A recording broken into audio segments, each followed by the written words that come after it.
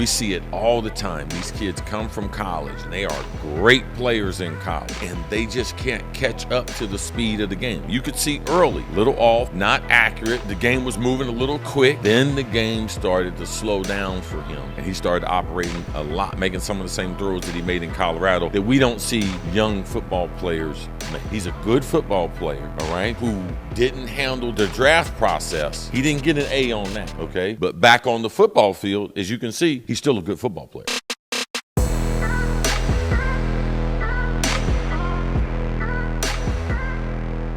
Let's start with Shedeur Sanders. How can we not? No, we can't. We have to start with Shedeur Sanders. Do you want to start with somebody else? No, we have to. Oh, how can we not? I'm sorry. Yeah, how can we not? Thank you. Yeah. I'm going to just give you a little background, then I'm going to shut up and let you roll. Okay. So Shedeur throws 2 touchdown passes, hyped up by a lot of fans. I was fired up for him. Mm-hmm. His dad, LeBron James, Brown's preseason debut, tossed a pair of touchdowns the first half Friday's matchup with Carolina Panthers. They wanted to win 30-10. Sanders' first scoring pass, a beautiful throw down the left side of the end zone to Caden Davis. Sanders' second scoring throw went to Davis as well. Toss completed a 5-play, 60-yard drive toward the end of the second quarter. Sanders also ran for 19 yards in the first half. He led the Browns to a 14-7 halftime lead. Deion said he's going to be a problem after tonight, though Deion told reporters, I promise you that. He's so prepared right now. A lot of people are approaching it like it's only a preseason game. He's approaching it like a game. That's how he's always approached everything, to prepare and approach like it is, like this is it. Yes, Lord, yes. Coach Prime. He's fired up. Yes, Lord. And yes, Lord, yes. Yes, and Lord, brought a bunch yes. of other people. What's your take on Shedeur's preseason or his NFL opener? Well, for one, I'm happy for him. Under a great deal of pressure, duress, and not getting a lot of snaps with the first team. This is not what the Cleveland Browns had planned. Mm-hmm. This is because several, two of the top 3 quarterbacks, that being Pickett and Dylan Gabriel, both of them nursing injuries. Joe Flacco, there's no reason to put him out there. Yep. But it wasn't like they prepped Shedeur for this for the last 2 weeks and gave him all the first-team reps and with the first-team wide receivers and tight ends. No, he got very few reps. He said he was out there throwing to the equipment people because that's what you do. As a 3rd or 4th string quarterback, you get anyone that wants to catch the football. Me and Andrew on the sidelines. Andrew's go out there. I need pattern. you on the sideline. I need you in the middle. Okay, I'm gonna work on my on my accuracy. But phenomenal for him to be able to handle that situation, and it just puts Cleveland in a situation because this is what I believe. Okay, it's fairly obvious that he didn't handle the interview combine process correctly, all right? Because he wouldn't have been in the 5th round. And to me, it's fairly obvious that Cleveland, at the 3rd round pick, when they took Dylan Gabriel, either they didn't have him on the board or they had Dylan Gabriel ranked higher than him, which is hard for me to believe looking at both of their careers. Yep. So now, if I'm the Browns, I'm mature. I'm like, listen, I made a mistake. I'm looking to trade Dylan Gabriel. Okay. Immediately. Okay. He's got a hamstring injury. I'm looking to trade him, and the competition becomes between Flacco, Kenny, and Shedeur. But I had said on our show, I think last month, that I believe Shedeur was going to be the starter by week 6 through 8. I think he was going to be the starter. Mm-hmm. And I still think that. Mm-hmm. He is a good football player that should have been drafted in the 1st round, but because of a number of things that obviously other teams saw in him, that off the field, had to be off the field, couldn't be in this tape. Mm-hmm. But now you see the talent. You see the cream rise to the top. Mm-hmm. Very, very happy for him. Very happy for him. I mean, you talk about pressure. You said it. Dude, what kind of pressure is that? I mean, how many people watch that preseason game, dude? But I mean, or how many people are talking about it as of today? But to your point too, after all that draft stuff, dude, good for him. So Shedeur took the chance after he strong performance in Friday's preseason game, to confront a local radio host for his comments, which I like when people confront people for their comments a lot. I think that's important. In the video posted on his brother's YouTube page, he spoke to 850 Cleveland host Tony Grossi, and he hopes that he will find something positive to say after that game because you always say negative stuff about me. Grossi has been critical of some things about Sanders during training camp. One of his co-hosts recently pushed back when Grossi confused as to why Sanders had to be held out of a practice last week with a sore arm. If there was a silver lining for Sanders being the target of criticism from Grossi, tends to be par for the course of Browns quarterbacks.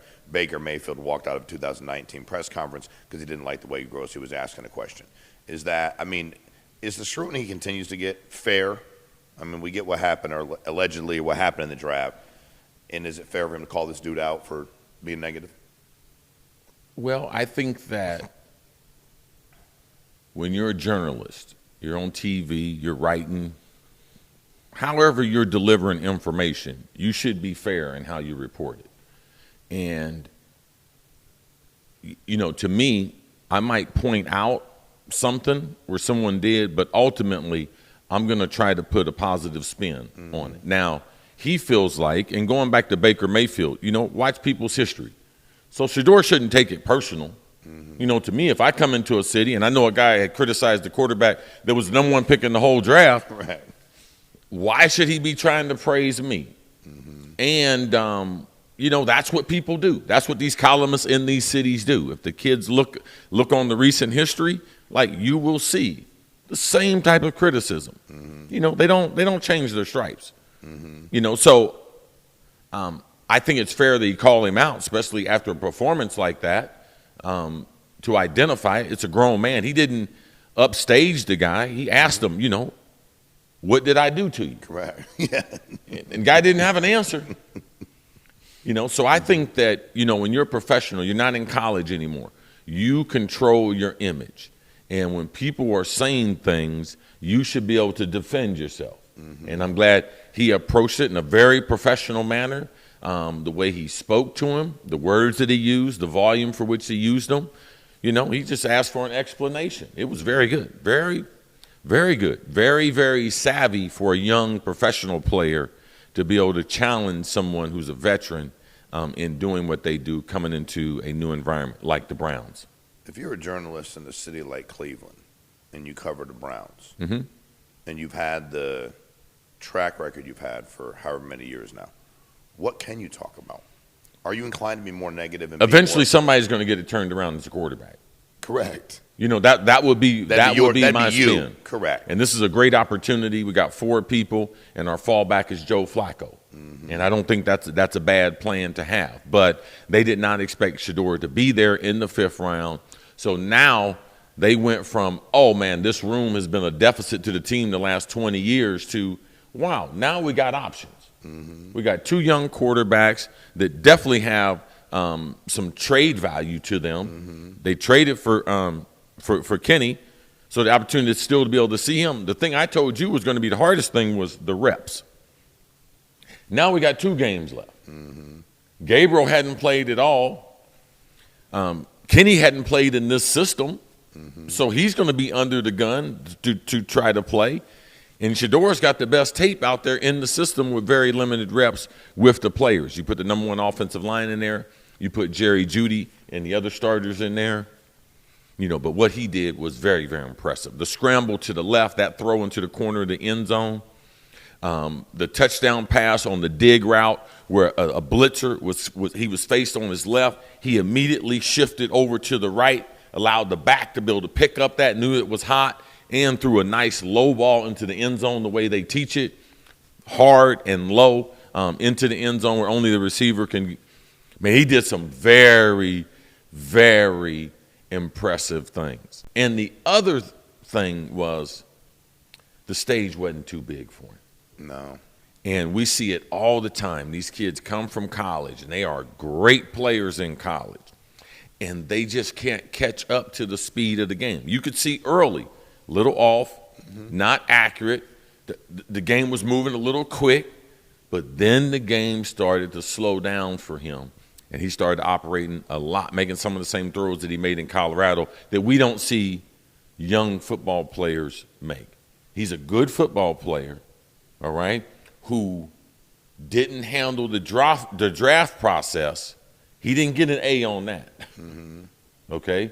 But back on the football field, as you can see, he's still a good football player. And it might be one hell of a steal for the Browns. Pick him up, especially if they trade Gabriel. Swallow your pride, man. Yeah. Just wake up and be like, hey, man, we made a mistake. Correct. But you got him in the 5th round. You picked him up. Tremendous value. Yeah. Especially, so you think I can guarantee you that is the best showing for any 5th round draft pick in the first preseason game in the history of the NFL. 5th rounder? Yeah. First game? I go back, I remember being terrified preseason, and I didn't even get to play my first year. In my second season, to be able to get the game to slow down like that, operate the mechanics of what they're trying to do, limited practice time, and the swag he played with. Man, that was amazing. It was great to see him run onto the field, because you can't teach that. Okay? You can't teach that. When you have that, you're like, okay, how do I highlight that? How do I get more of that type of magic? And yes. I'm sure the team loves when a dude at quarterback position comes on the field like that. And guarantee you, Myles Garrett. I guarantee you Myles Garrett was like, okay, I done seen some stuff. Okay? Got it. Big Joe, Hall of Fame left tackle, one of the greatest players in Cleveland Brown recent history, he was calling the game. Don't you think this kind of quarterback play he wish he could have had? No doubt. When he was playing for the Browns? Correct. So to see it up close and personal, guys that have seen bad quarterback play, Shedeur, he's for real. Good for him, man. Great start.